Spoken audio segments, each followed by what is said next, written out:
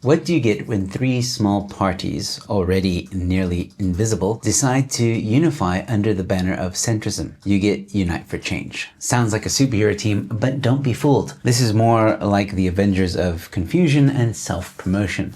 Today, we'll rip into the great political merger that isn't, expose the socialist fairy dust they're sprinkling over their manifestos, and ask who exactly is this change for when together these parties still barely scrape 2% of the vote.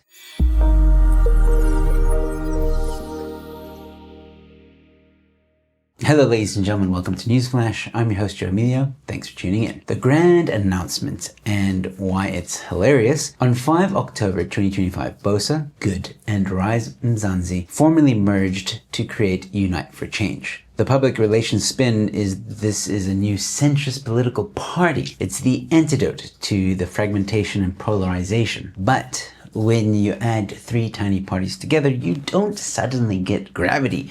You get more noise. Each of these parties has flirted with social democracy, economic justice, and spatial justice. In other words, bigger government, wealth distribution, and an expanded cater state. But they want to call themselves the political version of calling a triple chocolate cake light dessert. Yeah, right. Let's unpack what each brought to this merger. The good, the bad, and the socialist baggage. The Good Party's manifesto is heavy on justice, equity, and social democracy. Spatial justice, economic justice. They propose a basic income grant of 999 Rand per month for those without jobs or grants. That's a straight socialist welfare expansion proposal. Lille frames it as dignity for all, ending exclusion, undoing apartheid spatial planning, which in practice means more state planning, more regulation, and more intervention. None of this is free market centrism. Then there's the scandal side. Good has lurid internal controversies. Sean August, the former national organizer, was accused by multiple witnesses of drunken sexual behavior and openly sexing and fornicating during campaigns, allegedly plotting to oust Patricia de Lille. And the party expelled him, and they tried to sweep it under the rug, but the shadow still remains. Also, perhaps the most famous scandal tied to de Lille, the Beitbridge border fence debacle. The Auditor General and the Special Investigating Unit found irregularities. De Lille's directive named companies before proper procurement processes. A special advisor, Melissa Whitehead, intervened improperly in variation orders, site visits, specifications, etc. Despite this, she evaded serious consequences. So, you have social justice rhetoric and welfare promises and shady procurement history, not exactly a blend of centrist profile. Then you have BOSA, Build One South Africa, led by Maimane. On paper, BOSA claims liberalism and Ubuntu as ideological bent, but in practice, it's public posture which leans towards strong social programs, state-led interventions, and managed development. Their campaign rhetoric often promises an activist government rather than a minimal one. In 2024, BOSA secured only 0.4% of the national vote. They also hold just 2 seats in the National Assembly. That's not a base, it's a whisper. Maimane repeatedly says BOSA is talking to like-minded parties to reduce fragmentation and deliver services, but talk is cheap, especially when your own support is microscopic. And then there's Rise Mzansi. It's a younger party and it describes itself broadly as a social democratic party. In the 2024 general election, Rise Mzansi won exactly 1 seat in the Gauteng provincial legislature. Its national impact is negligible. It is barely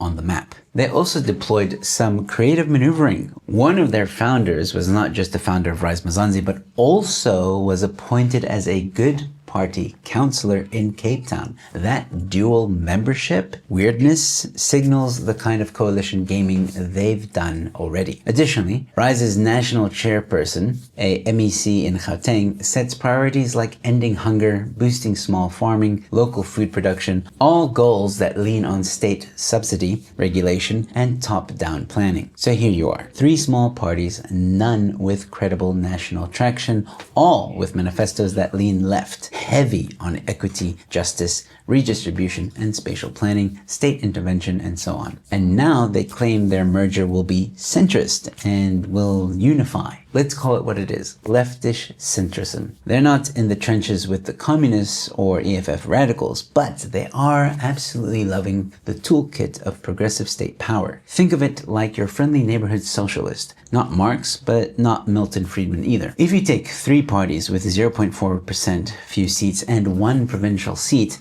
and unite them, you do not get a mandate. Even together, they likely represent less than 2% of the electorate. They don't have mandate legitimacy or board appeal. So what unity is this? A bunker alliance. This is like 3 failed startups merging into a new company and saying, look, now we're big enough to matter. Each of them were bankrupt. The new startup is just more bankrupt. Also, it's worth noting that Action SA, or Mashaba, was offered to join this coalition, but he said no. Okay. So the new party throws around beyond personality politics and deliverables, not ideology. But A, personality politics is inevitable when you have 3 big names like Lille, Maimane, and Zibi. And B, the deliverables they promise require big government, heavy budgets, more bureaucracies. Ideology seeps through the cracks. This merger is like 3 kids who failed math individually, deciding to form a centrist math club. They call themselves moderate, but secretly all want to steal the answer keys, distribute the calculators, and put walls around the classroom.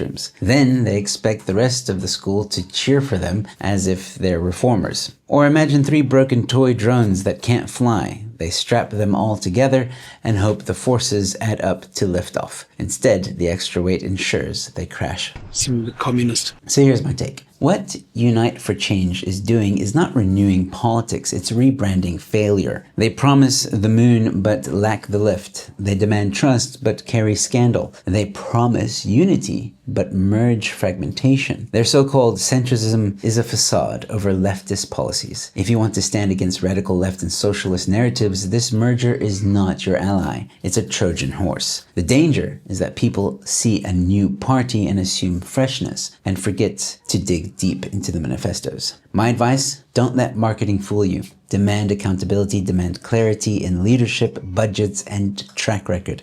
And above all, if a party with less than 2% of the support calls itself the future, you're being sold a fantasy. Straight up. Once again, ladies and gentlemen, don't forget to help me expose the truth behind land grabs in South Africa by donating to the Back a Buddy campaign. You can follow the link in the description or pinned comment, or if you want to donate via EFT, those details are also in the pinned comment and description. For more information, you can go to stolenground.co.za. And let me know your thoughts. Do you think this new merger makes good Rise Mzansi and BOSA now centrists? Do you think this is going to evoke change? And while you're down there, leave a like on this video, share it far and wide, and no matter which platform you're watching this episode on, please drop a follow or a subscribe. I've got more content coming your way. And with all that being said, thanks for watching. Your Newsflash is in.